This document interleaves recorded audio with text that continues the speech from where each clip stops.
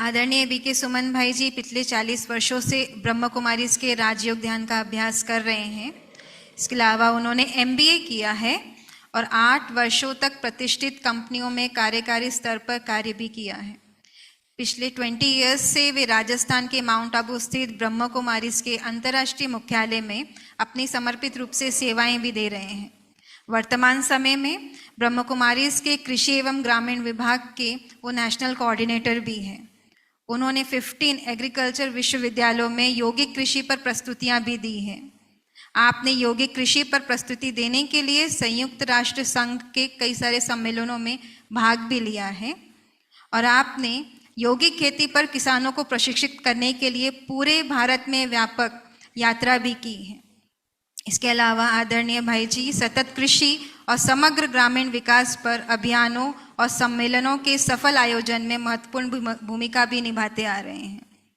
आपने पूरे भारत में पर्यावरण अभियान आयोजित करने में महत्वपूर्ण भूमिका निभाई है।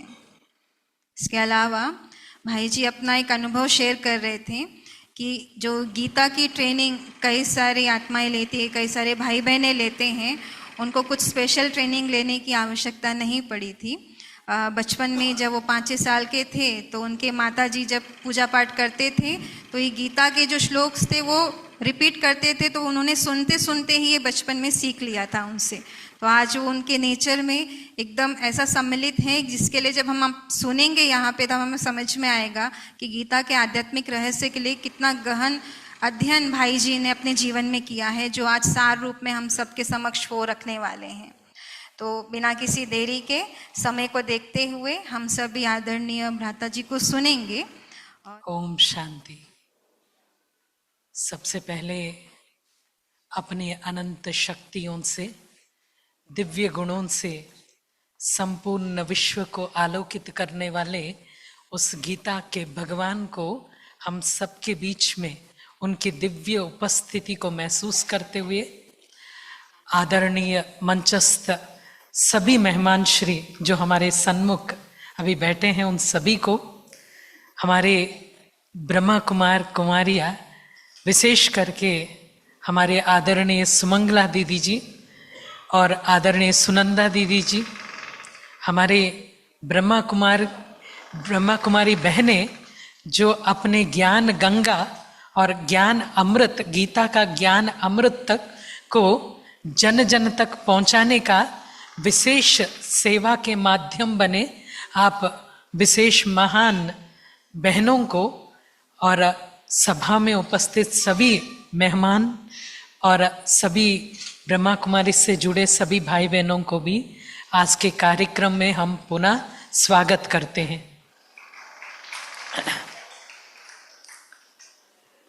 भगवत गीता जीवन की गीता है, एक महान धर्मशास्त्र जिसको सारा संसार याद करता है।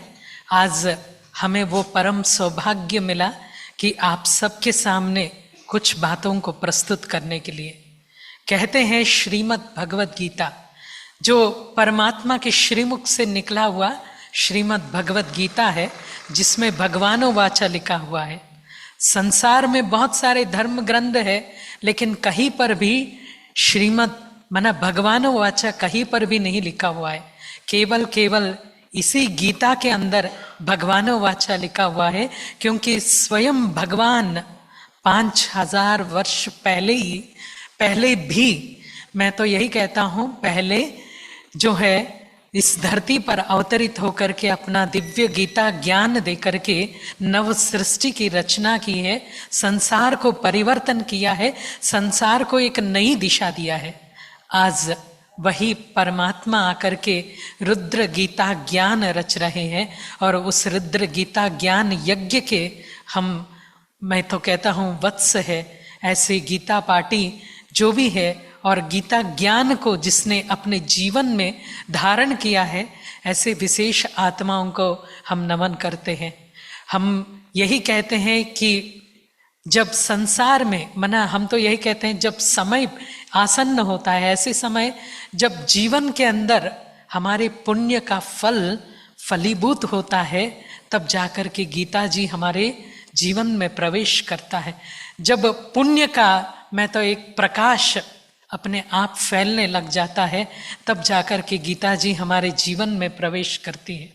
तो वह सौभाग्यशाली आत्माएं जो गीता ज्ञान के एक वचन भी अपने श्रवण के द्वारा स्वीकार करें, अपने जीवन को चरितार्थ करें, क्योंकि ये साधारण गीता नहीं है। हमने बात किया, स्वयं परमात्मा ने उच्चार हुआ महावाक्य गीता ही भगवान का गीता है, भगवान का गाया हुआ ज्ञान जिसे गीत के स्वरूप में परमात्मा ने प्रस्तुत किया है, उसी को गीता का ज्ञान कहते हैं। गीता सुगीता कर्तव्या कहते हैं। गीता हमारे जीवन की गति मति और स्थिति को परिवर्तन कर देता है। सुगीता माना अपने जीवन का बहुत सुगम बना देता है, जीवन को बहुत सुगम बना लेता है भगवत गीता, और कर्तव्य बोध कराता है। क्या करना चाहिए क्या नहीं करना चाहिए, ये हमें कर्तव्य बोध करा देता है। तो परमात्मा के मुख कमल से निकला हुआ एक महोत्कृष्ट शक्तिशाली दिव्य ग्रंथ जो है भगवत गीता का ज्ञान है।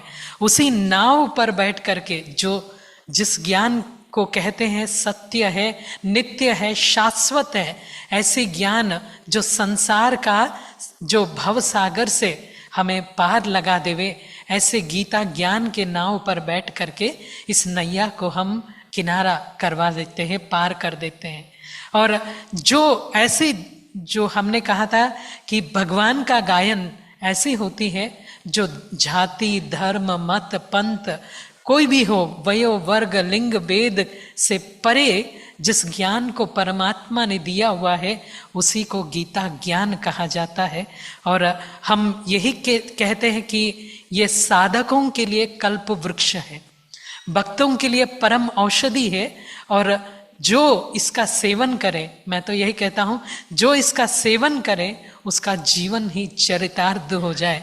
तो हम गीता तो एक महासागर है, लेकिन उस सागर में से कुछ ऐसी बातों का जिसने हमें अपने जीवन में स्पर्श किया हो, उन बातों को प्रत्यक्ष करने का, आपके सामने रखने का प्रयास करेंगे। इसका केवल सुनना नहीं है, सेवन करना है, अध्ययन करना है, चिंतन करना है, और उसका स्वरूप बनने का जरूर लक्ष्य रखें। क्योंकि गीता का भगवान ये चाहते हैं कि उस गीता को सुगीता बनाने के लिए, माना जीवन के अंदर साक्षात्कार करने का योग्य हम सब बन जाए, इसलिए हर चीज को अपने जीवन में स्वीकार करने का संकल्प करें। तो इस यात्रा की पहली कड़ी में हम उस बातों को रखना चाहेंगे जो गीता हमारे जीवन जीने की कला किस तरह से सिखाती है, जो हमारी स्थिति और हमारी मति और गति को परिवर्तन कर लेती है। एक तरह से हम कहा जाए गीता जी को कि जीवन का एक आध्यात्मिक डिक्शनरी है, एक तरह से कहा जाए एक लाइफ मैनुअल है भगवत गीता, जो सब कुछ उसके अंदर समाया हुआ है। एडविन आर्नोल्ड गांधी जी से कहते हैं, संसार का सारा वांग्मय जितना भी है ये अधूरा है अगर भगवत गीता का ज्ञान ना हो। आध्यात्मिक ज्ञान गीता जी के बिना हर तरीके से अधूरा है। तो उस ज्ञान को हम अपने जीवन में स्वीकार करने का संकल्प करेंगे। इस ज्ञान के माध्यम से हमारा जीवन धन्य धन्य हो जाएगा, हमारी हार्ट हृदय जो है परिशुद्ध हो जाएगा, शुद्ध हो जाएगा, डिवाइन हो जाएगा, मना दैवत्व से भरपूर हो जाएगा। ऐसे दिव्य महावाक्य है। आप जानते होंगे संसार में बहुत सारे महान व्यक्ति हैं जो गीता जी के शरण में आए और गीता जी के ज्ञान लेकर के अपने जीवन को ही परिवर्तन कर लिया है। आप गांधी जी का नाम लेवे, गांधी जी को पहले गीता जी के ऊपर कोई ध्यान नहीं था, कोई रुचि ही नहीं था, लेकिन एडविन आर्नोल्ड ने कहा कि आपको गीता का ज्ञान पढ़ना है, जितना इस ज्ञान के अंदर सब ज्ञान समाया हुआ है उतना संसार में कोई भी किसी भी किताब में यह ज्ञान नहीं है। तो जिस दिन गीता जी को गांधी जी ने पकड़ लिया, उस दिन के बाद अपने अंतिम पल तक कभी भी नहीं छोड़ा। आप गांधी जी के मूर्तियों के हाथ में आप एक डायरी को देख सकते हैं। वो डायरी नहीं है बल्कि भगवत गीता है। जो भी उनको बहुत सारा जो है अपने जीवन में बहुत संघर्ष करना पड़ा।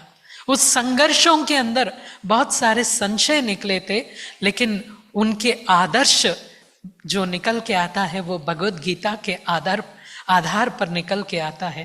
उन्होंने हर संशय को मिटाने के लिए बस एक पन्ना, गीता का एक पन्ना रैंडमली बिना देखे ऐसे ही खोल दिया तो उनका संशय का समाधान अपने आप में ही हो जाता था। संसार के जो प्रमुख व्यक्ति है, चाहे आइंस्टीन हो, आइंस्टीन भी कहते हैं परमात्मा का सत्य परिचय को जानना है तो भगवत गीता की पहचान हमें करना है। ओपेनहैमर जिन्होंने एटम बॉम्ब का रचना किया है, वो भी यही कहते हैं कि मैंने भगवत गीता को पढ़ने के लिए संस्कृत सीखा है।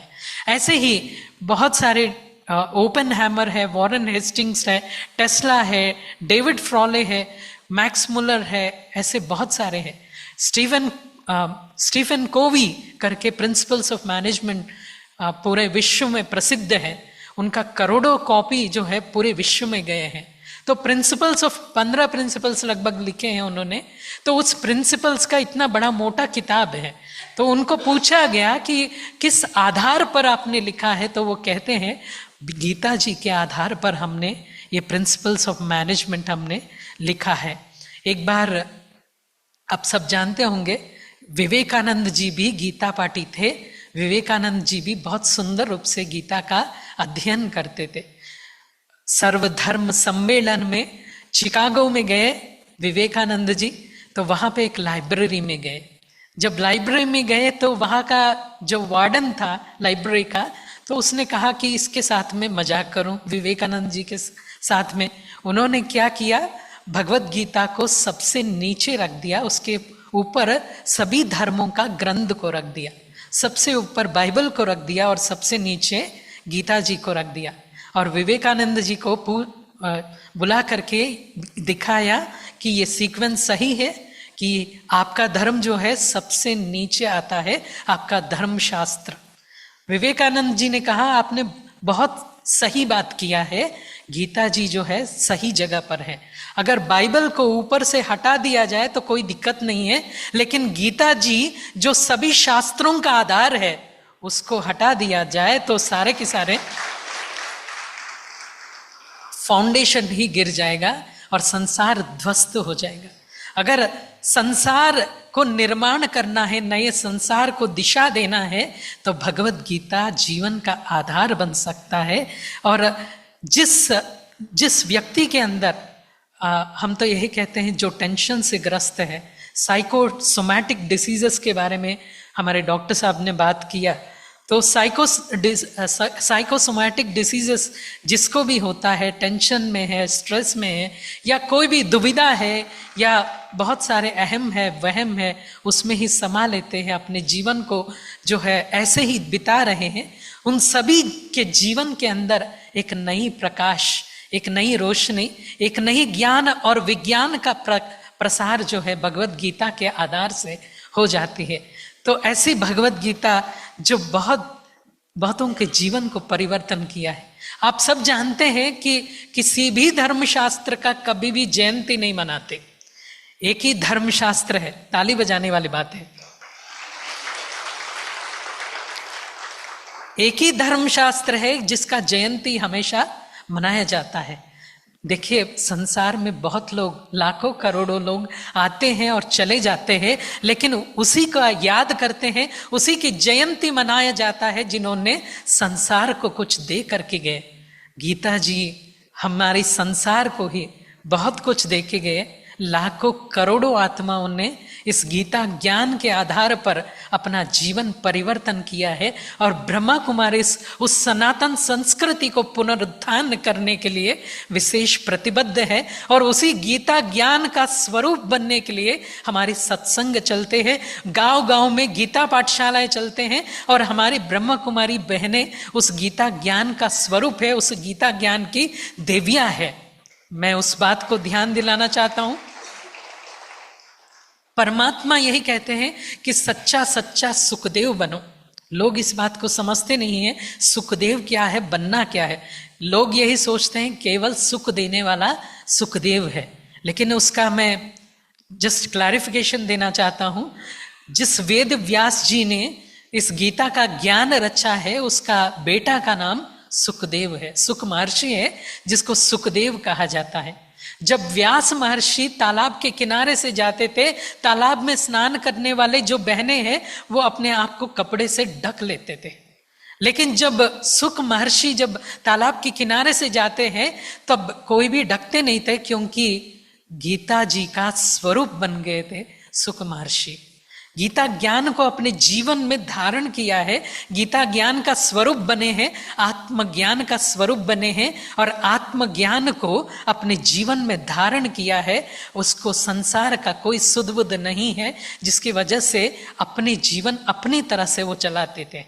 तो कहने की बात यही है, सुखदेव बनने का अर्थ यही है, हम उसे गीता का स्वरूप बनना है। जो ब्रह्म का स्वरूप को, सच्चे स्वरूप को जानता है, वो ब्रह्म स्वरूप बन जाता है। तो गीता जी के अंदर बहुत सुंदर महावाक्य हर तरीके से बताया गया है। एक तरह से यही सत्य ज्ञान है, नित्य ज्ञान है, शाश्वत ज्ञान है, और वही ज्ञान के आधार पर हमारा जीवन ही बहुत सुगम बन जाता है। और संसार में इस किताब से बढ़कर, इस ग्रंथ, किताब नहीं कहना चाहिए, इस ग्रंथ से बढ़कर कोई चीज नहीं है, क्योंकि आत्मा का सत्य पहचान कोई कराता है, वो भगवत गीता ही कराता है। परमात्मा का नित्य स्वरूप का ज्ञान, अविनाशी स्वरूप का ज्ञान जो कराता है, बोध कराता है, वो गीता का ज्ञान है। युग माना पूरा जो कल्प का रहस्य है, सृष्टि चक्र का रहस्य का ज्ञान कहीं पर है तो वो गीता का ज्ञान में है। कर्मों की गुह्य गति का जो ज्ञान है वो गीता ज्ञान है। जीवन को एक लक्ष्य प्रदान करता है, जीवन को एक गति प्रदान करता है, जीवन को एक प्रकाश, नई प्रकाश की ओर लेके जाता है, और जीवन के अंदर एक नई चेतना और जागरण को लेकर के आता है, और जीवन को प्रभु को समर्पण करने की भावना को जगाता है। एक यज्ञ, जीवन रूपी यज्ञ को चलाना किस तरह से है, उस यज्ञ को चरितार्थ करने का एक मौका हमें प्राप्त कराता है। उस ज्ञान के पद पर चलने का एक संकल्प करे, उस ज्ञान की दिया को हमारे अंदर जागरूक करे। जैसे ही हमने दिया जलाया, एक बहुत सुंदर गीत बजा कि असतो मां सद्गमया, तमसो मां ज्योतिर्गमया, मृत्योर्मा अमृतंगमया, सर्वेषु सुखिनः सन्तु, सर्वे सन्तु निरामया, सर्वे भद्राणि पश्यन्तु, मां कश्चित् दुःखभाग् भवेत्। सबसे पहले 2 लाइन की बात करें, असतो मां सद्गमया, असत्य से सत्य की ओर, अंधकार से प्रकाश की ओर लेके जाने वाली उस भगवत गीता के नाव पर बैठ करके हम आगे बढ़ेंगे और उससे सच्चा स्वरूप में, परमात्मा को निज स्वरूप में जानने का और उस सत्य ज्ञान को आत्मसात करने का प्रयास करेंगे।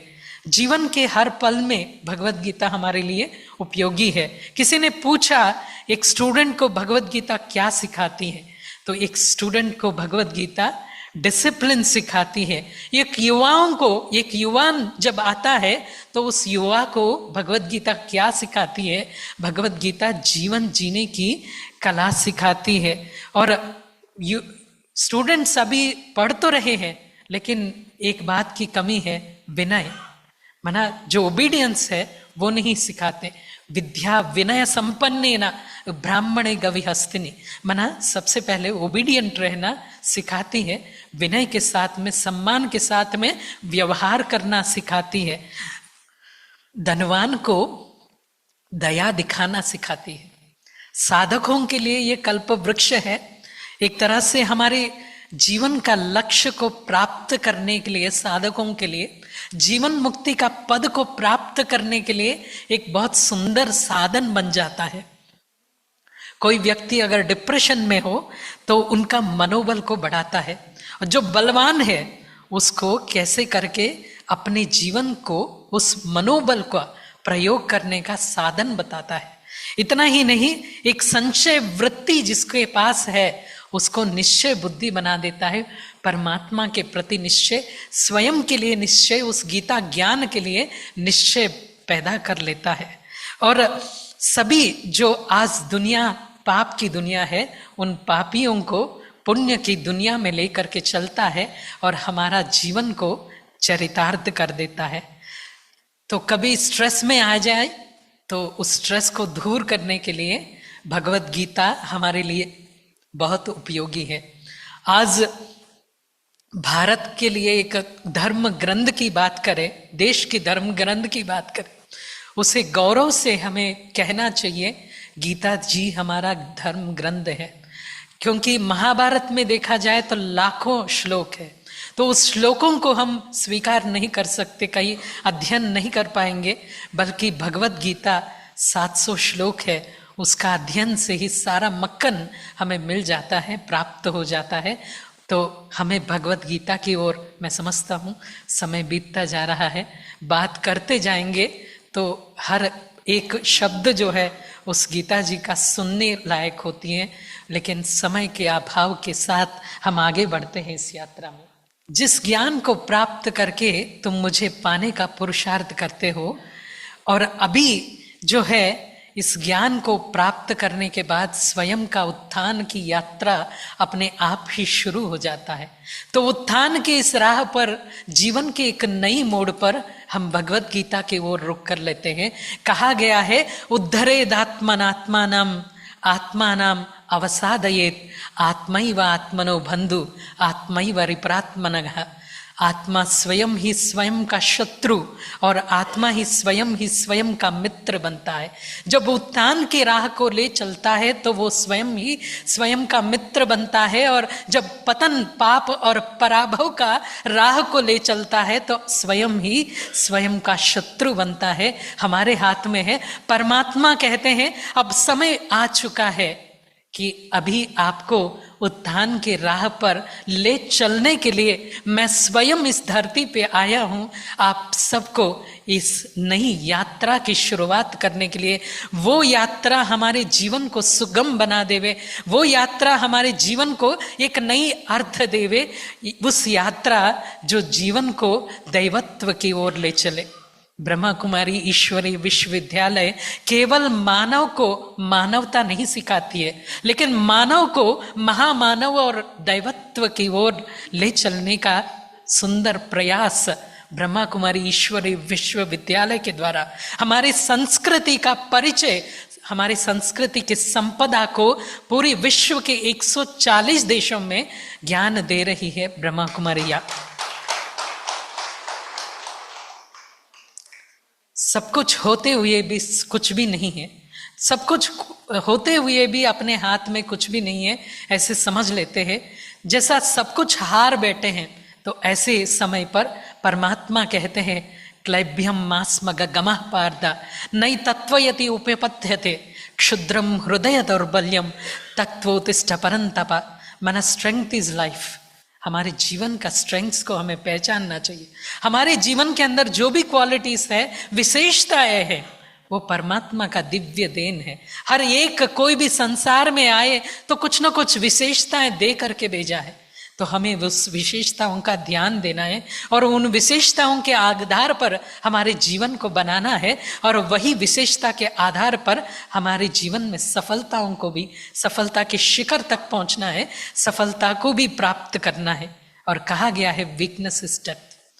अगर वीकनेस हो, मनोदुर्बलता हो, तो वो मृत्यु के समान है। कभी भी मनोदुर्बलता को सामने भी नहीं आना, जीवन में प्रवेश करने नहीं देना है। इस बात की पुष्टि यहां पर किया गया है। हम सब जानते हैं कि हम कैसे व्यवहार कर सकते हैं, कैसे व्यवहार करते हैं अपने घर वालों से, बाहर वालों से, जो भी संबंध संपर्क में आए उनसे कैसे बात करते हैं। तो बात करना कैसे है वो भी भगवत गीता बहुत सुंदर रूप से हमें सिखाती है। एक बार देखेंगे, एक बार अपने निज जीवन को, प्रत्यक्ष जीवन को हम साक्षी होकर के देखें तो देखेंगे हम घर में गए, जब घर में गए अपने बच्चों से, छोटे छोटे बच्चों को जो हमारे हृदय माना हृदय को छूते हुए, स्पर्श करते हुए, स्नेह पूर्वक, प्रेम पूर्वक हमें स्पर्श करते जाना है। हर शब्द को उनसे कैसे व्यवहार करते हैं। हम एक बार अपने आप से पूछे, हम अपने पति और पत्नी से कैसे व्यवहार करते हैं, कैसे बात करते हैं। एक बार पूछे अपने कर्मचारी जो ऑफिस में रहते हैं या फैक्ट्रियों में रहते हैं, उन सब से हम व्यवहार कैसे करते हैं, कैसे बात करते हैं। ऐसे अपने आप से पूछे हम समाज से कैसे व्यवहार करते हैं। अगर कोई काम का है तो बहुत अच्छा व्यवहार, बहुत अच्छी मुस्कान। किसी ने अपना बना के मुझको मुस्कुराना सिखा दिया, बना करके तो नहीं, लेकिन बनावटी मुस्कुराहट तो वहां पे मिल गई। और बस इतना ही है कि संसार में हम बात करते हैं तो उस बात का बहुत महत्व है। उस महत्व को लेकर के चले। कहीं ना कहीं मैं किसी को नेगेटिव नहीं बोल रहा हूँ या किसी को नहीं बोल रहा हूँ, कहीं ना कहीं हम बात करते हैं तो टेंशन देने वाली बात करते हैं। टेंशन लेना नहीं, सिद्धांत ही रहता है, टेंशन लेना नहीं देना है, तो टेंशन देते रहते हैं। स्ट्रेस लेना नहीं, स्ट्रेस देते रहना है, सभी को बांटते रहना है।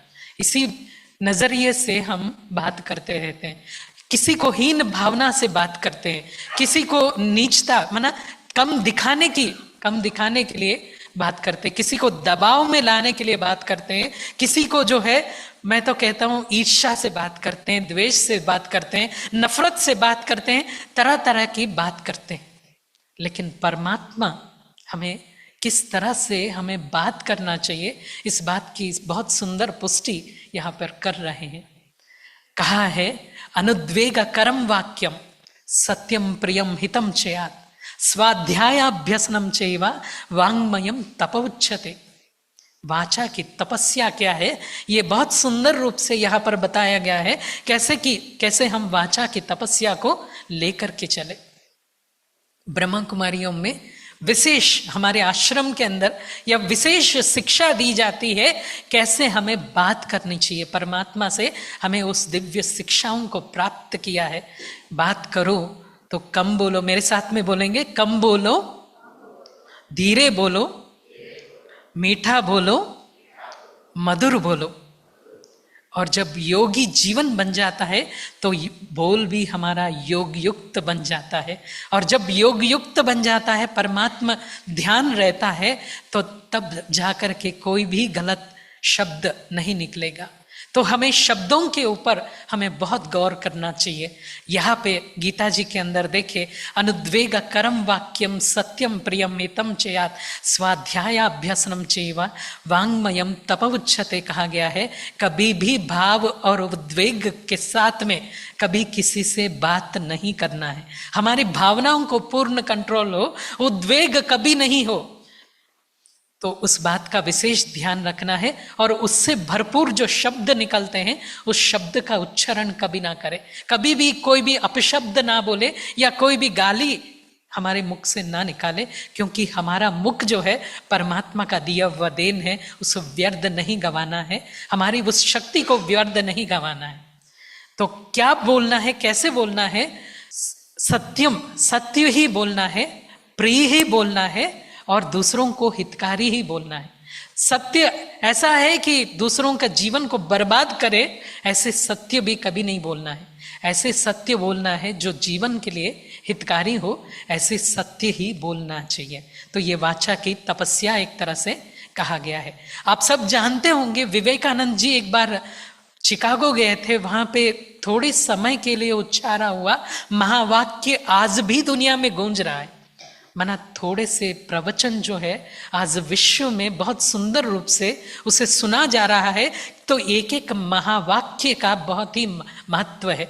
तो हमारा एक एक जो वाचा है, उस वाचा का एक एक शब्द जो है महावाक्य बन जाए, इस बात का विशेष ध्यान देना है। शब्द के अंदर वो शक्ति है जो दुनिया को परिवर्तन कर सकता है। शब्द के अंदर वो शक्ति है जो संसार को ताकत दे सकता है, शक्ति दे सकता है।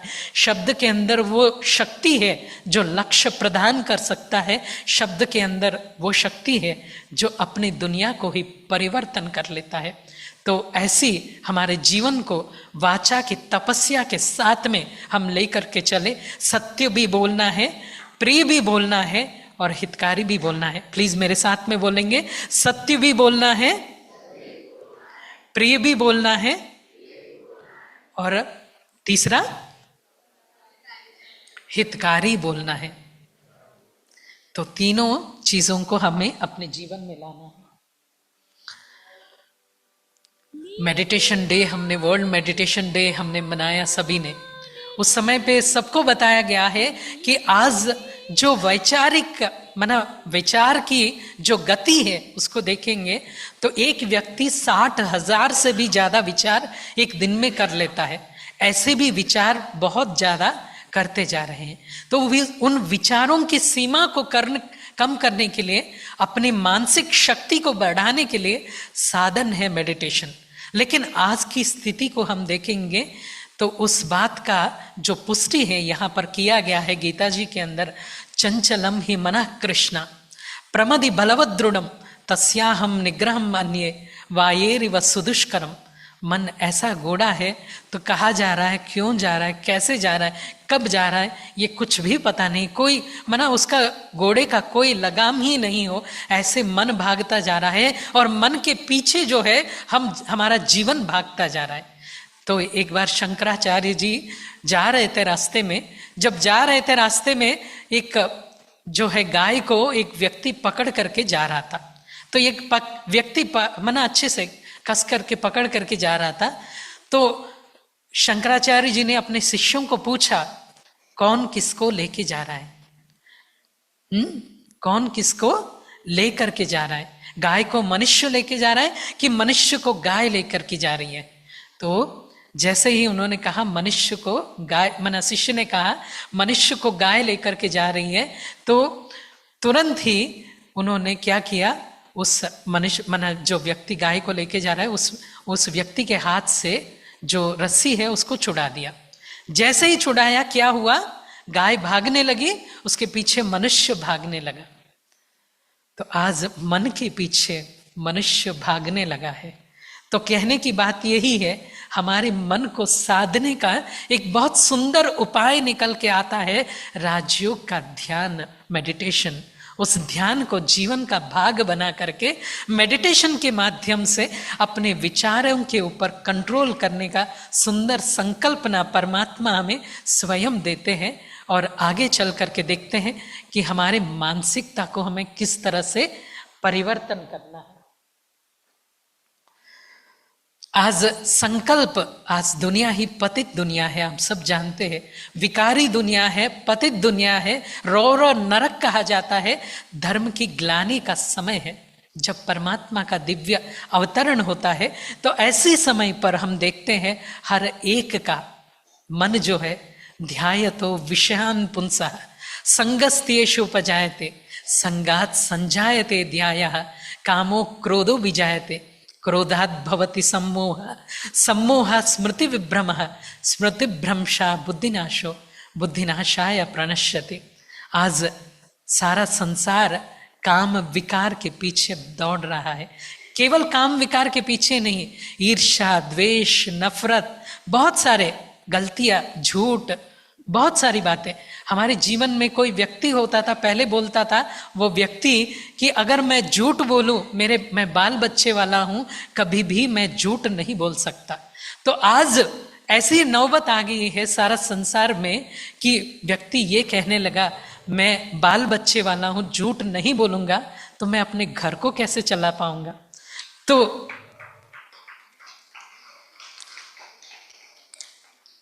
झूठ है, नफरत है, द्वेष है, चुगली करना है, मोह है, बहुत सारे विषय विकारों के बाल बच्चे हैं, उसके पीछे सारा संसार भाग रहा है। तो अभी जरूरत है मन को साधने का। अगर हमारे अंदर क्या है, सबसे बड़ी कामनाएं, ये चाहिए, वो चाहिए, वो चाहिए, अगर वो कामनाएं पूर्ण नहीं होते तो मन शांत नहीं रह सकता। तो ये भूल जाते हैं शांति कैसे मिलेगी अपने जीवन में। जीवन में शांति कैसे मिलेगी? अपनी मनोकामनाओं को पूर्ण करने से क्या शांति मिलेगी आपको? गीता जी में भगवान ने इस तरह से कहा है, त्यागात शांति निरंतरम, माना त्याग ही आपके जीवन में शांति को लाता है। तो त्याग हमारे जीवन में सच्ची शांति को लेके आएगा। लेकिन हम जो है किसी न किसी आश और किसी न किसी बात को लेकर के इकट्ठा सारा संसार के संसाधनों के इकट्ठा करने के पीछे हम लग पड़ते हैं। अगर जब हमारी आश पूरा नहीं होता है तो काम क्रोध को जनरेट करता है, काम क्रोध को जन्म देता है। क्रोध जो है वो बुद्धि को नाश करता है। इस तरह से बहुत सारी बातें हैं। हमारी बुद्धि का नाश करने वाला क्रोध है। तो हमारे जीवन में सबसे बड़ी संकल्प आज करेंगे, हमारी ब्रह्म कुमारी बहनों के सानिध्य में हम करेंगे, हम अपने क्रोध को लगाम देंगे और अपने क्रोध को पूरी तरह से कंट्रोल करेंगे। देखिए, कोई भी व्यक्ति, एग्जाम्पल एक स्टूडेंट है, वो स्टूडेंट एग्जामिनेशन हॉल में पहुंचता है, एग्जामिनेशन हॉल में कहे कि मैं परीक्षा नहीं लिखूंगा, तो चलेगा? पूरा साल आपने प्रयास किया है। जब प्रयास किया है आपने पूरा साल, जब सोल्जर जब वहां पे बॉर्डर पे खड़ा है और बोलेगा, जब युद्ध की घड़ी आई और सोल्जर अपना युद्ध करने की बात छोड़ देवे, गन सब कुछ छोड़ देवे, सारे बाजू में रखे, तो चलेगा? नहीं चलेगा। अपने कर्तव्य को बखूबी निभाना पड़ेगा।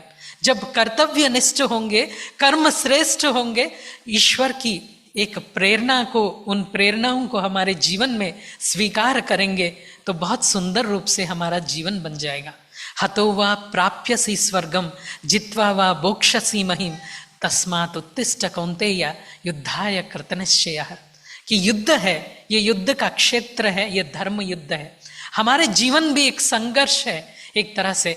आज कर्म क्षेत्र कुरुक्षेत्र बन चुका है। हर मोड़ पर संशय है, हर राह पर कांटा है, हर पल में अनिश्चितता है और हर क्षण अस्थिरता से भरी हुई है। ऐसी पलों पर हम भगवद गीता की ओर रुख कर लेते हैं और हम धर्म युद्ध की ओर हम अग्रसर होते हैं। ऐसी धर्म युद्ध, हमारी कोई युद्ध स्थूल युद्ध नहीं है, वो युद्ध जो अंधकार से युद्ध है, अज्ञान से युद्ध है, हमारे विषय विकार से युद्ध है, हमारी कमी कमजोरियों से युद्ध है। उस युद्ध के ओर हम अग्रसर होंगे, अपने जीवन को परिवर्तन करेंगे। धूमेन व्रियतेरग्नि यदा दर्शो मलेन च यदोल्भेदा हृतो गर्भः तथा तेनेदमावृतम्। मना जैसा धूल ढका हुआ है ना कांच के ऊपर, जब धूल ढका हुआ है, ये मैं आत्मा के लेसन में बताऊंगा, अभी थोड़ा स्किप करूंगा। ऐसे ही मैं अभी हमने बात किया कि बहुत सारे हमारे संकल्प जो है बहुत ज्यादा हो जाते हैं। उन संकल्पों को हम अगर सीमित करना है, उन संकल्पों को साधना है, कंट्रोल करना है, तो उसका साधन क्या है? सब जानते हैं कि संकल्पों को ब्रेक लगाना बहुत जरूरी है। हम ज्यादा तेज संकल्प करते हैं तो बाद में वो स्ट्रेस को लाता है, बाद में वो टेंशन को लाता है, हमारी जो दिमाग की जो वृत्ति है उसको परिवर्तन कर लेता है। तो जरूरत है मन को साधने का। तो उसका साधन क्या है? परमात्मा ने स्वयं बताया है, असंशयम महाबाहो मनो दुर्विघ्नहं चलम अभ्यासेन तो कौन्तेय वैराग्येन च गुह्यते। दो मार्ग बताई है परमात्मा ने, वो है अभ्यास और वैराग्य की मार्ग। हम ब्रह्मा कुमारी आश्रम में भी बहुत सुंदर अभ्यास करते हैं। ज्ञान में गहराई में जाने का अभ्यास, योग की ऊंचाइयों को, माना परमात्मा के साथ में ध्यान की अवस्था की ऊंचाइयों को प्राप्त करने का अभ्यास, सच्ची सेवा करने का, माना सच्ची धारणा, जो जीवन युक्त, माना जीवन में परमात्मा का श्रीमत से युक्त धारणा का अभ्यास और सफाई के साथ में सेवा करने का अभ्यास हम अपने जीवन में, ब्रह्मा कुमारियों के जीवन में ये देखने को मिलता है। और साथ में अभ्यास के साथ में नियमित रूप से मेडिटेशन का अभ्यास करते हैं, जो हमारी मन की गति को भी परिवर्तन कर लेता है और जीवन को भी एक श्रेष्ठ गति, माना लक्ष्य को प्राप्त कराता है, जीवन की लक्ष्य को प्राप्त कराता है, परम प्राप्त स्वरूप परमात्मा को हमारे जीवन में प्राप्त कराता है। दूसरा है वैराग्य। कहते हैं वैराग्य माना सारा संसार को छोड़ना, वैराग्य नहीं है। वैराग्य उसको कहा जाता है कि विशेष रागः वैराग्यः, जब परमात्मा से राग जुड़ जाए, प्यार छूट जाए। राग माना प्यार, तो सारा संसार की राग द्वेष जो है अपने आप ही मिट जाएगा और परमात्मा की राह पर, परमात्मा ने जिस राह को बताया है उस राह पर लेके चले। जब हम संसार के राग द्वेष को छोड़ दिया है तो हमारे संकल्प भी अपने आप में सीमित हो जाएंगे। बहुत सुंदर रूप से हमारा जीवन जो है, हमारी मन जो है, मन प्रसन्न हो जाएगा, मन निर्मल हो जाएगा, मन शांत हो जाएगा, मन शुद्ध हो जाएगा, मन सकारात्मक हो जाएगा और मन जो है परमात्मा के ऊपर लगाने लायक हमारा मन बन जाएगा, सुमन बन जाएगा। जिस बात के लिए वहां पे दिखाते ना, अर्जुन रो रहा था, दुखी हो रहा था, रो रहा था, तो जिस बात के लिए दुखी होना चाहिए उस बात के लिए हम दुखी नहीं होते, बल्कि जिस बात के लिए दुखी नहीं होना चाहिए उस बात के लिए दुखी होते रहते हैं। तो कोई व्यक्ति अगर मर जाता है तो हम दुखी हो जाते हैं, लेकिन यहाँ पे ये कहा गया है असोच्या नन्मसोचत्वम प्रज्ञावादान सभाषसे गतासून गतासूश्च नानु सोचन्ति पंडिताः। जिस बात के लिए दुखी होना चाहिए, लोग मना मेरा है, ये मेरा है, मना मैं जो है वो अहंकार है, मेरा जो है वो ममकार है। तो अहंकार और ममकार से ऊपर उठ करके हमारे जीवन को बिताने के लिए और दुख, अशांति और संशय से दूर रहने का संदेश हमें परमात्मा से प्राप्त होता है गीता जी के माध्यम से। आप जानते हैं हम बहुत सुखी हैं। कितने लोग समझते हैं हम बहुत सुखी हैं? हाथ उठाएंगे प्लीज। जीवन में बहुत सुखी है, बहुत अच्छा। जिसने हाथ उठाया उनके लिए जोरदार ताली बजाइए। तो लक्ष्य है सुखी रहने का, तो सुखमय जीवन जीना हो तो योगी जीवन के मार्ग को अपनाना होगा। संसार में बहुत सुख है, संसार में बहुत दुख है, लेकिन यह संसार का सुख जो है अल्पकाल का सुख है। तो यहां पे परमात्मा ने सुख दुख में समभाव रखने का भावना यहां पर प्रकट किया है। जीवन में सब कुछ प्राप्त होता है, सुख दुख, लाभ, सुख दुख, मान अपमान, लाभ और जय पराजय, सुख दुख, लाभ हानि, सब कुछ होता रहता है। लेकिन सब बातों में समभाव रखने का भगवान स्वयं हमें बता रहे हैं। कैसे सुख दुख में हम लोग आते हैं। जब सुखी है तो यही सोचते हैं संसार में मेरे जितने सुखी और कोई नहीं, बल्कि जब दुखी होते हैं तो यही सोचते हैं संसार में मेरे जितने दुखी और कोई नहीं। तो अपने आप फूट जाते हैं, टूट जाते हैं। तो परमात्मा यही कहते हैं योग के मार्ग को अपना करके संसार में सुख दुख के प्रभाव से परे अपने जीवन को सुखमय बनाना और इन सब बातों में एक बहुत सुंदर बैलेंस को रखना है। एक समभाव रखने के लिए बहुत सुंदर विचार परमात्मा हमें दे रहे हैं, प्राप्त करा रहे हैं। धर्म मार्ग में हमें आगे बढ़ना है कि पीछे हटना है? अच्छी बातों में आगे बढ़ना है, ये पीछे हटना है, आगे बढ़ना है। तो धर्म मार्ग में प्रवृत्ति और अधर्म मार्ग में निवृत्ति। एक तरह से जब हम धर्म का संरक्षण करने की बात करते हैं, सनातन धर्म का संरक्षण की बात अगर करें तो उस बात में हमें प्रवृत्त होना पड़ेगा और अधर्म के मार्ग में हमें निवृत्त माना दूर होना पड़ेगा। प्रवृत्ति क्या है, निवृत्त क्या है, इस पिक्चर में मैं बता करके समझाना चाहता हूं कि श्री कृष्ण के हाथ में दो चीजें हैं। जब रथ पे चल रहे थे दो चीजें हैं, क्या क्या है?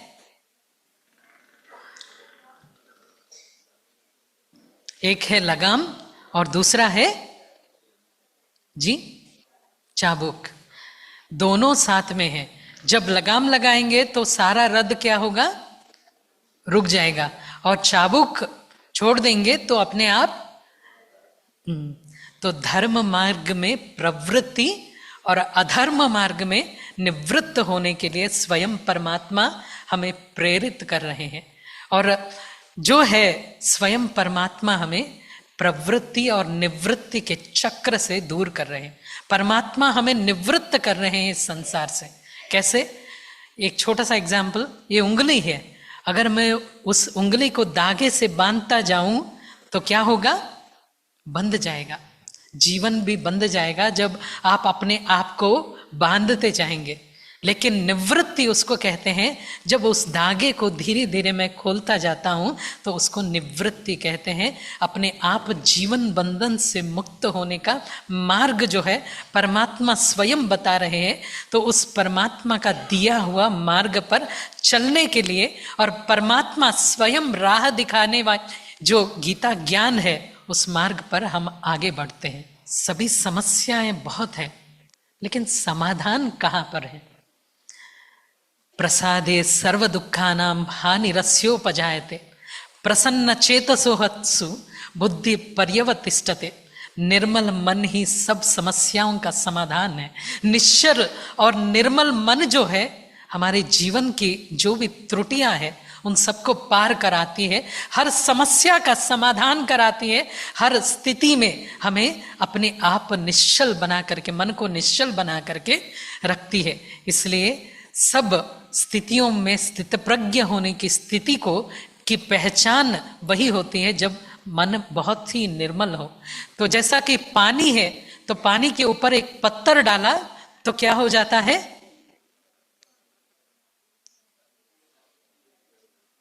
लहरें उठने लगती है। लेकिन जैसे जैसे थोड़े समय के बाद क्या हो जाती है? शांत हो जाता है। तो पहले पहले जब नॉर्मली जीवन यही होता है कि लहरों के साथ में जीवन होता है, लेकिन जब राजयोग मेडिटेशन का अभ्यास करते हैं तो वो लहरें अपने आप समाप्त हो जाता है, मन शांत होता है। जब मन शांत निर्मल हो जाता है, निश्चल हो जाता है, तो सभी समस्याओं का समाधान वहां से निकल करके आ जाता है। तो परमात्मा हमें मन को निर्मलता की ओर ले जाने का प्रयास कर रहे हैं, संकल्प दे रहे हैं कि हमें निश्चल और निर्मल मन बनाना है। दुखेष्वनुर्विघ्न मनः सुखेषु विगत स्पृहः वीतराग भय क्रोध स्थित धीर मुनिरुच्यते। दुख में दुख में और सुख में समभाव रखने का भाव परमात्मा कहते हैं। दुख में फूट नहीं जाना और सुख में उछलना नहीं कि मेरे जितना सुखी कोई नहीं है। इस बात का भी पुष्टि यहाँ पे मना भय और क्रोध से भी परे रहने की जो संकल्प है वो परमात्मा स्वयं दे रहे हैं। अगर आम का बीज बोया तो क्या निकल के आएगा? पपीता का निकल के आएगा, आम ही आएगा। जैसा बीज बोएंगे वैसा फल पाएंगे। तो कर्म का बीज हम बोते हैं, इस संसार में आते हैं तो कर्म का बीज बोते हैं, और जैसे ही कर्म का बीज बोते हैं तो कर्म का फल हमें प्राप्त होता है। अगर हमारे कर्म श्रेष्ठ हो तो हमारा कर्मों का फल भी श्रेष्ठ होगा। अगर हमारे कर्म अपवित्र हो, पाप हो, पतन के ओर ले चलने वाला कर्म हो तो हमें जो है जीवन को पतित बना देगा, हमें दुष्कर्म करने पर अग्रसर करेगी। तो कहने की बात यही है, हमें अपने कर्मों को सुधारने पर संकल्प जो है परमात्मा स्वयं दे रहे हैं। कहा गया है कर्मण्येवाधिकारस्ते मां फलेषु कदाचनः मां कर्म फल हेतुर्भु माते संगोस्त्व कर्मणि। मना जैसा कर्म हम करेंगे उसका फल भी वैसे ही होगा। कर्म करने पर तुम्हारा अधिकार है, लेकिन कर्म का फल पर तुम्हारा कोई भी अधिकार नहीं है। एग्जाम्पल मैं बताना चाहूंगा, स्पष्ट करना चाहूंगा। हम बहुत सारे किसानों के साथ में काम करते हैं और हमारे साथ बहुत सारे किसान आकर के अपना अनुभव भी बताते हैं और कहते हैं हमने ये उगाया, हमने ये उगाया। हम पूछते हैं क्या आपने उगाया? जब किसान ने क्या किया, बहुत मेहनत किया, लेकिन जब बीज बोया तो 2 अंकुरन जब निकल के आया तो बीज में से अंकुरण को खींच करके बाहर निकाला किसान ने। उसमें से 2 पत्ते बाहर निकले, तो क्या 2 पत्तों को किसान ने बाहर निकाला? 2 पत्तों के अंदर हरा रंग भर गया, तो क्या किसान ने हरा रंग भरा? जो पत्ते हैं वो डाली बन गए, तो क्या किसान ने पत्तों को डाली बनाया? डाली के अंदर से कली बाहर निकला, तो क्या किसान ने पत्तों माना डाली में से कली को बाहर निकाला? जब कली विकसित हुआ, फूल बन गया, तो क्या कली को विकसित करने वाला माना एक एक पंखुड़ी खोला बैठ करके किसान ने, फल फूल का स्वरूप लिया, छोटा सा फूल फल का स्वरूप लिया, तो क्या किसान ने फूल को फल का स्वरूप दिया छोटा सा? फल के अंदर रस जब भरा, तो क्या किसान ने उसके अंदर रस भरा? और जब रंग रूप वेश भाषाएं बदल गई, तो क्या किसान ने उसका रंग रूप वेश भाषाएं बदल दिया? कुछ भी नहीं।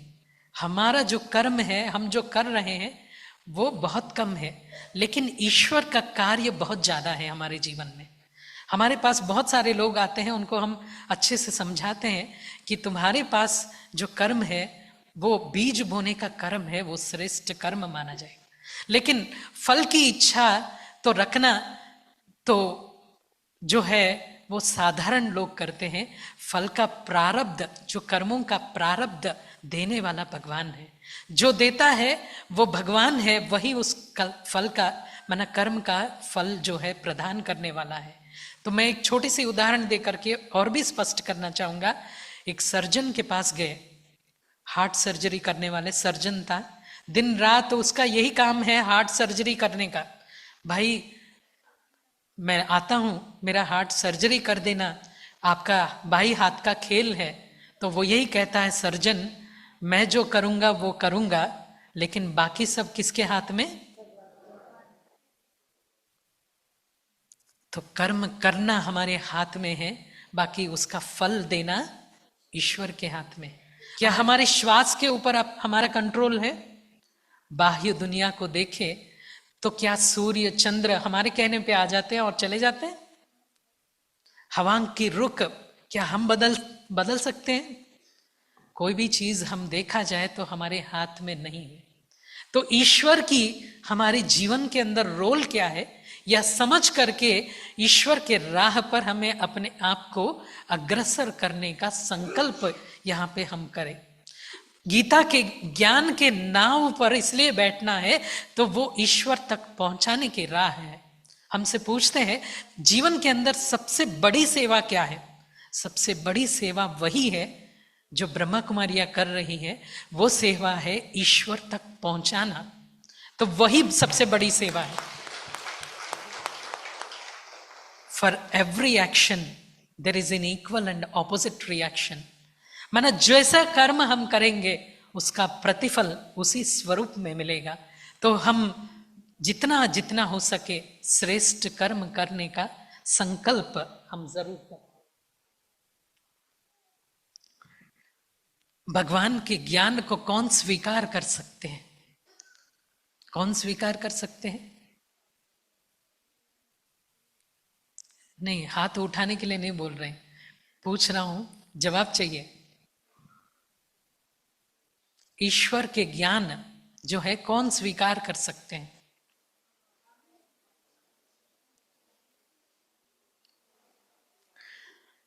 स्वयं भगवान ने ही बताया उसका उपाय क्या है।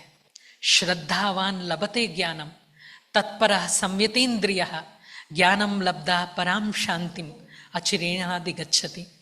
माना श्रद्धावान जो है वही ज्ञान को प्राप्त कर लेता है। और श्रद्धा विश्वास से आती है, और जब विश्वास हमारा जीवन का श्वास बन जाए तो हर श्रद्धा अपने आप में एक फूल जैसा हमारे जीवन में खिलने लगता है। और परम प्राप्ति स्वरूप परमात्मा से जिस बात को हमारे जीवन में स्वीकार करना चाहिए उस बात को हम बहुत सहज स्वरूप से स्वीकार कर पाते हैं।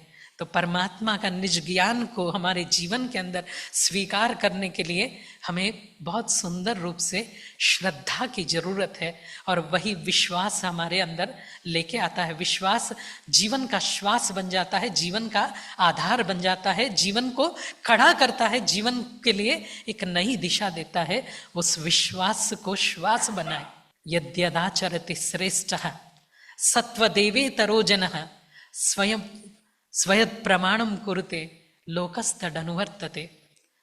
श्रेष्ठ व्यक्तित्व का दिव्यता भरी आचरण ही समस्त संसार को एक मार्गदर्शन देता है। वो अपने आप में एक प्रत्यक्ष प्रमाण बन जाता है, और उसी प्रत्यक्ष प्रमाण को देख करके सारे संसार के लोग उनका अनुकरण करने लगते हैं।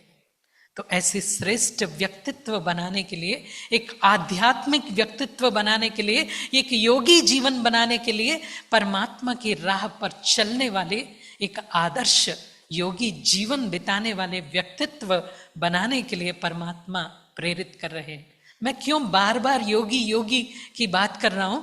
क्योंकि गीता जी स्वयं अपने आप में योग शास्त्र के रूप में प्रकट करती है, और वो योग की परिभाषा तो बाद में जानेंगे, लेकिन वही योग हमारे जीवन में प्रवेश करे तो हमारे जीवन श्रेष्ठ बन जाएगा, दिव्य बन जाएगा, अलौकिक बन जाएगा। जीवन वही है जो हर बात में कंट्रोल हो, हर बात में बैलेंस हो। अगर बैलेंस नहीं हो, हर चीज में इम्बैलेंस हो, वो जीवन जीवन नहीं है। तो परमात्मा स्वयं आकर के जीवन जीने की कला का एक क्रियात्मक प्रशिक्षण दिला रहे। युक्ताहार विहारस्य युक्त चेष्टस्य कर्मसु युक्त स्वप्नावबोधस्य योगोर्भवति दुःखः। माना हर बात में डिसिप्लिन। हम जीवन में सब कुछ खो देते हैं क्योंकि इनडिसिप्लिन, सुबह से लेकर के रात तक हमारी जो जीवन प्रणाली है वो उसको कहीं ना कहीं व्यर्थ में गवा देते हैं। सबसे जीवन में सबसे बड़ी समय क्या है पता है? जीवन में सबसे बड़ा व्यक्ति, माना सबसे महत्वपूर्ण व्यक्ति कौन है? सबसे बड़ा जीवन में समय कौन सा है?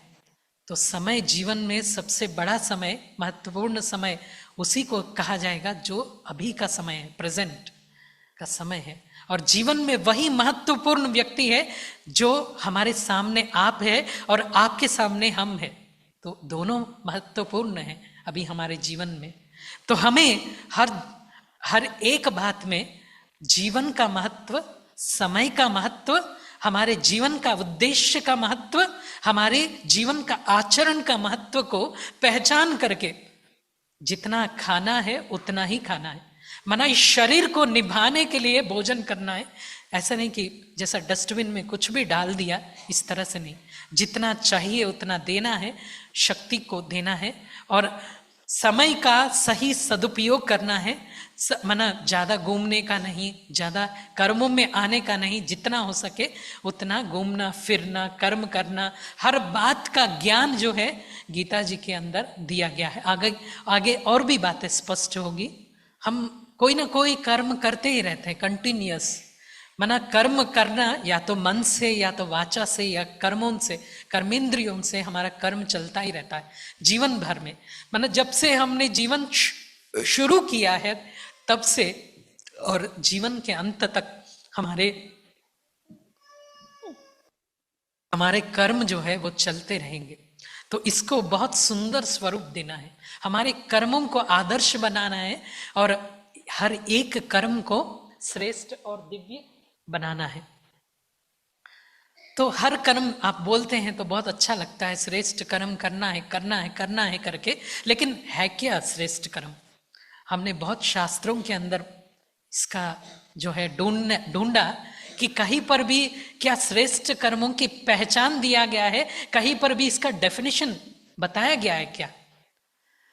तो कहीं पे भी नहीं मिला। केवल एक गीता जी के अंदर हमें श्रेष्ठ कर्मों की मर्म प्राप्त हुआ, वो आप सबके सामने शेयर कर रहे हैं। बहुत ध्यान से सुनिएगा। कहा गया है कर्म ब्रह्मोद्भव, श्रेष्ठ कर्म परमात्मा शक्ति के द्वारा ही संभव है। विधि ब्रह्माक्षर समुद्भवम, तस्मात् सर्वगतम ब्रह्म नित्यम यज्ञे प्रतिष्ठितम। कर्म ब्रह्मोद्भव, हर श्रेष्ठ कर्म जो है वो परमात्मा शक्ति के द्वारा ही संभव है।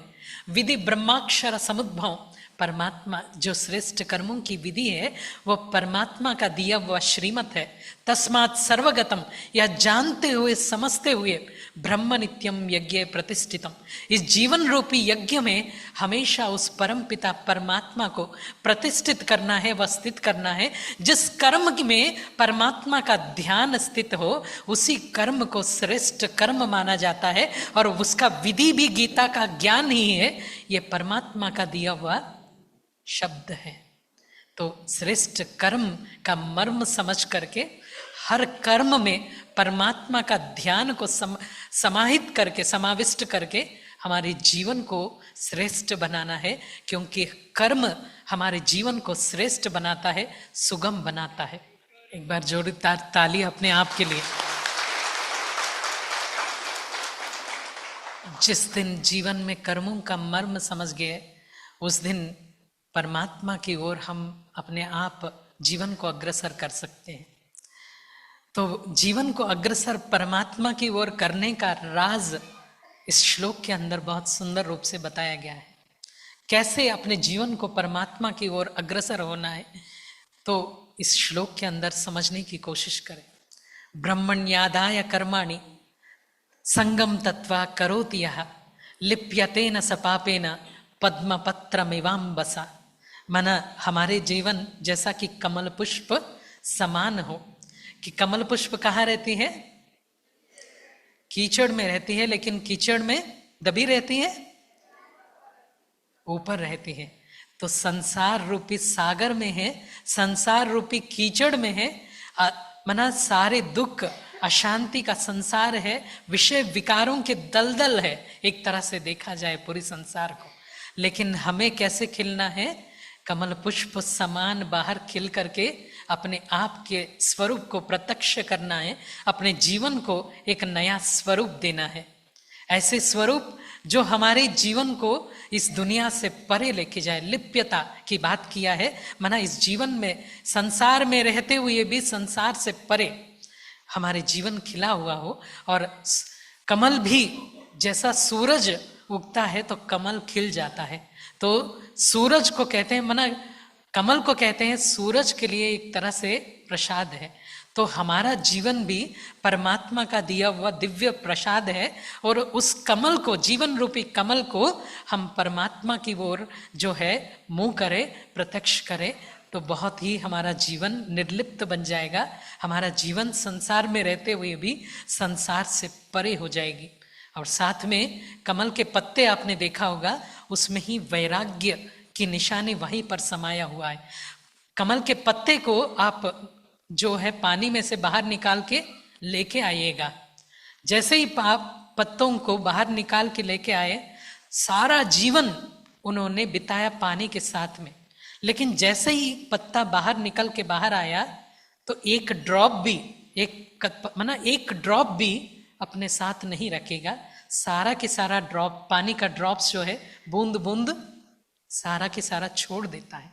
तो हमारा जीवन में भी ऐसा ही करना चाहिए कि हमारा जीवन जीते हुए भी सारी सांसारिक बातें, विषय वासनाओं की बातें, हमारे जीवन की प्रवृत्तियों की बातें, इन सबको वही हम पीछे छोड़ देवे और हमारा जीवन ईश्वर की ओर, ईश्वर की सेवा की ओर अग्रसर होवे।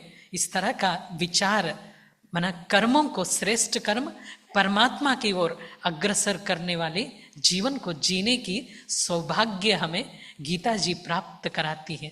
हर कर्म का प्रतिफल सोच करके ही कर्म करते हैं। बिना प्रतिफल के कोई भी कर्म नहीं करता है।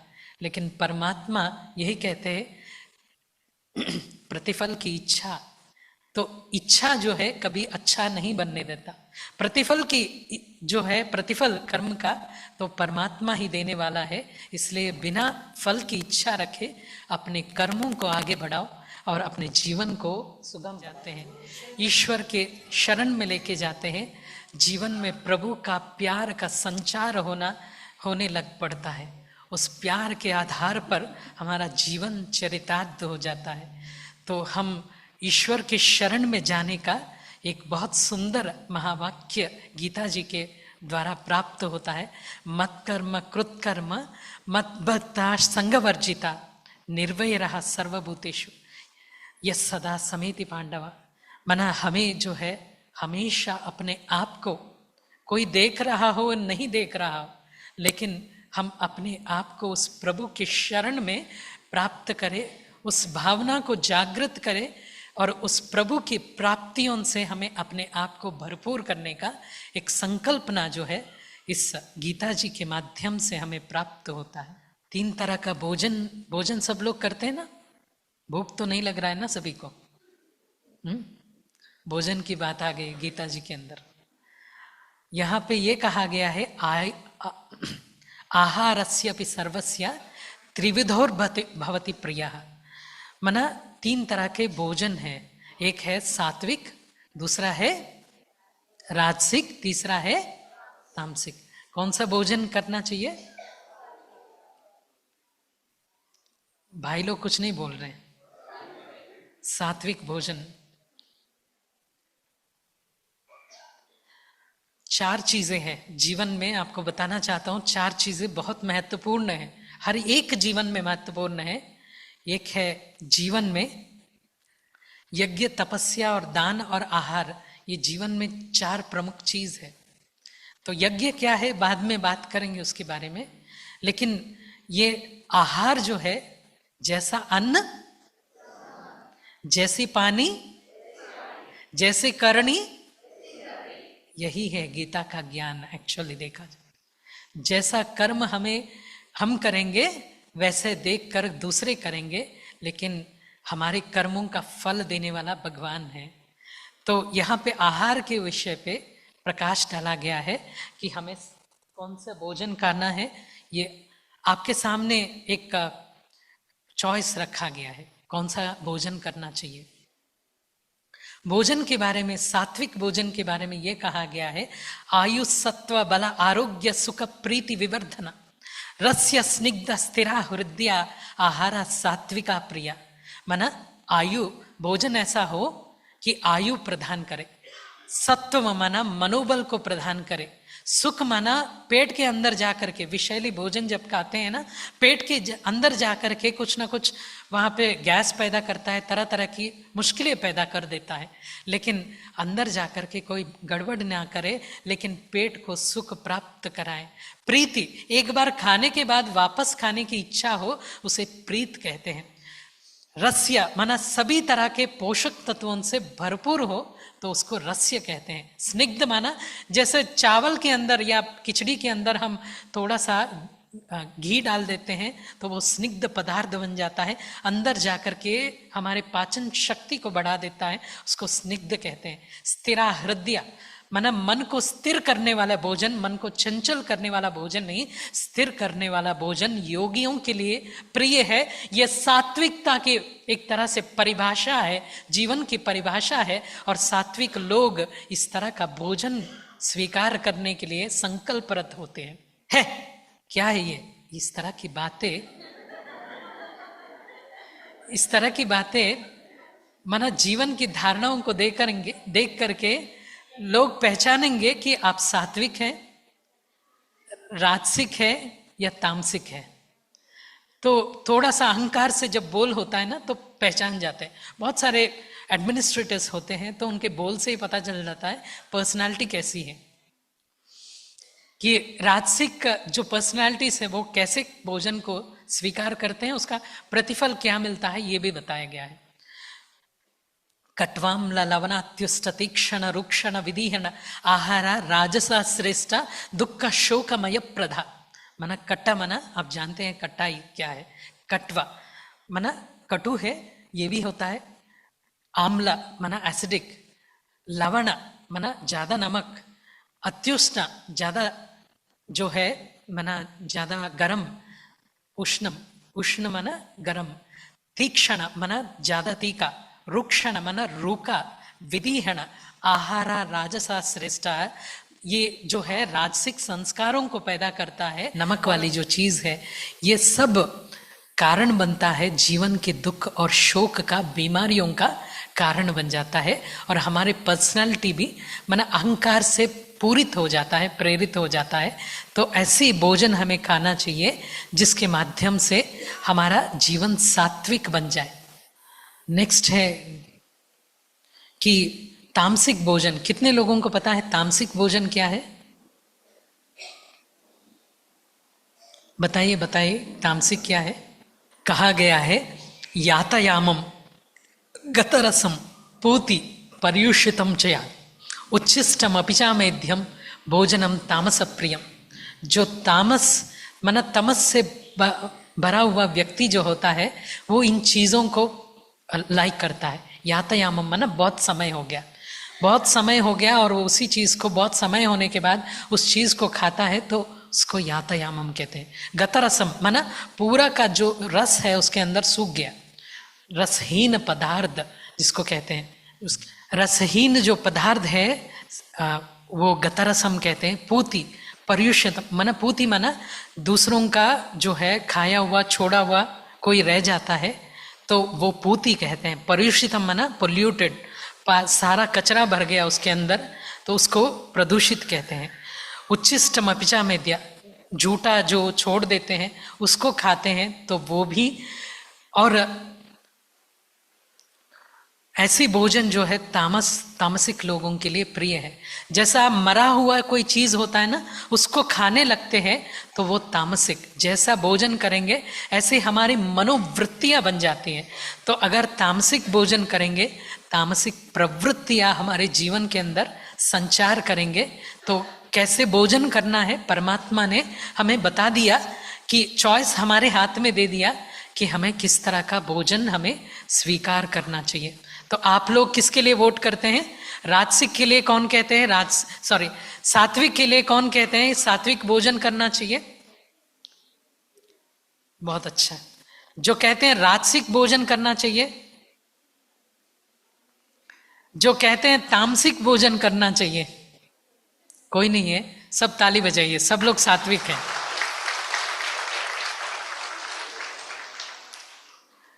सब लोग सात्विक है, इसलिए ही परमात्मा का ध्यान आपके ऊपर गया है। परमात्मा ने आपको पुकारा और उस पुकार को सुन करके यहां तक आप पहुंच गए। जो भोजन है वो किसको स्वीकार करा रहे हैं? किसको? हम खाते हैं ना, सभी भोजन तो करते ही है। किसको दे रहे भोजन? स्वयं का स्वयं भी हम दे रहे हैं, परमात्मा का भी भोग अर्पण कर रहे हैं। लेकिन यहाँ पे एक बहुत सुंदर व्याख्यान है, एक बहुत सुंदर बात गीता जी के अंदर कहा गया है भोजन के बारे में ही बताते हुए। ब्रह्मार्पणम ब्रह्म हविः ब्रह्माग्नो ब्रह्मणाहुतम ब्रह्मैव तेन गंतव्यम ब्रह्म कर्म समाधिना। माना ये जीवन रूपी यज्ञ है, ये शरीर भी एक तरह से यज्ञ अंदर ही अंदर चल रहा है। इसमें जो भी डालेंगे उस यज्ञ में तुम स्वाहा कर रहे हो, सब कुछ समर्पण कर रहे हो, इस यज्ञ के अंदर आहुति दे रहे हो। तो यज्ञ का समझ करके, जीवन रूपी यज्ञ को समझ करके, अंदर जो यज्ञ है उसको समझ करके जितना देना है, जैसे देना है, जिस स्वरूप को देना है, उस स्वरूप को यज्ञ के अंदर सात्विक बातों का ही आहुति तुम्हें यज्ञ के अंदर देना है, ना कि राजसिक और तामसिकता में जाना है। क्योंकि यज्ञ कोई भी सात्विक चीज ही स्वीकार करेगा, कहीं तामसिक और जो राजसिक बातें हैं उसे स्वीकार नहीं करेगा। अहम वैश्वानरो भूत्वा प्राणिनाम देहमाश्रितम प्राणापाय समायुक्तः प्रचाम्यन्नम चतुर्भुजम। 4 तरह के होते हैं, भक्षम भोज्यम लेह्यम चोष्यम। माना चबाने वाले कुछ होते हैं, कुछ चूसने वाले होते हैं, तरह तरह के होते हैं। लेकिन हमें इतना ही इसमें जानना चाहिए, माना सभी जो है, सभी जो भी संसार में जितने भी चीजें हैं प्रस्तुत हुए हैं उसके अंदर परमात्मा की दिव्यता की पहचान भरा हुआ है। उसी चीज को हम स्वीकार कर रहे हैं, उसी स्वरूप में, उसी संकल्पना के साथ में स्वीकार करें। ये परमात्मा का दिया हुआ दिव्य प्रसाद है। ठीक है, सब कुछ जाना, करना क्या है आखिर? सब कुछ परमात्मा को समर्पण करें। हमारे जीवन किसने दिया है हमें? जी, किसने दिया है? भाई लोग नहीं बोल रहे। परमात्मा ने, ईश्वर ने हमें प्राप्त करा है, तो उसी को समर्पण। मयि सर्वाणि कर्माणि सन्न्यस्याध्यात्म चेतसा निराशी निर्ममो भूत्वा युद्धस्य विगत ज्वरः। मना जो भी है जीवन में, जो भी कर्म है, उसको किसको समर्पित करना है? जब हर कर्म को ईश्वर को समर्पित करेंगे तो हर कर्म पूजा बन जाएगा। हर कर्म का मर्म भी यही होना चाहिए, ईश्वर की प्रत्यक्षता। लेकिन हर कर्म जो है हम करते हुए कहते हैं, हर कर्म के पहले किसका ध्यान करना है? परमात्मा का ध्यान करना है। और परमात्मा ना केवल ध्यान करना है, लेकिन ध्यान पूर्वक उस कर्म को समर्पित करना है। मना हमारे जीवन, एक जीवन का कर्म पुष्प बन जाए, और वह पुष्प मना फूल पुष्प बनेगा जब हम परमात्मा को समर्पित करेंगे। तो हर कर्म हमारा पुष्प बन जाए, हर कर्म जो है सुगम बन जाए, हर कर्म जो है ईश्वर का वरदान बन जाए। ऐसे कर्मों की पहचान, कर्मों की गुह्य गति हमें दिलाती है, और हर कर्म समर्पित करने की प्रेरणाएं हमें भगवत गीता जी से हमें प्राप्त होता है। सब कुछ है ना? क्योंकि हम अपने ज्ञान को नहीं सुना रहे, कुछ भी जो उसने दिया है उन्हीं के लोगों को सुना रहे हैं। आप वो विशेष आत्माएं हैं जो परमात्मा का चुना हुआ, गिना चुना हुआ व्यक्तित्व है। और आपके जीवन में बहुत सुंदर आचरण है। बहुत सारे ऐसे भी लोग यहाँ पे बैठे हैं, मैं देख रहा हूँ, गीता के पाठ करते हैं और गीता के वचनों को अपने जीवन में स्वरूप में लाते हैं। तो हमें जो है अगले सत्र, जितना ये सत्र इंटरेस्टिंग रहा है, उससे डबल इंटरेस्टिंग दूसरा सत्र है। क्योंकि आत्मा और परमात्मा का सत्य परिचय परमात्मा की ही दिव्य महावाक्यों के द्वारा उच्चारण किया हुआ महावाक्यों के माध्यम से बताने का, आपके सामने रखने का प्रयास किया जाएगा।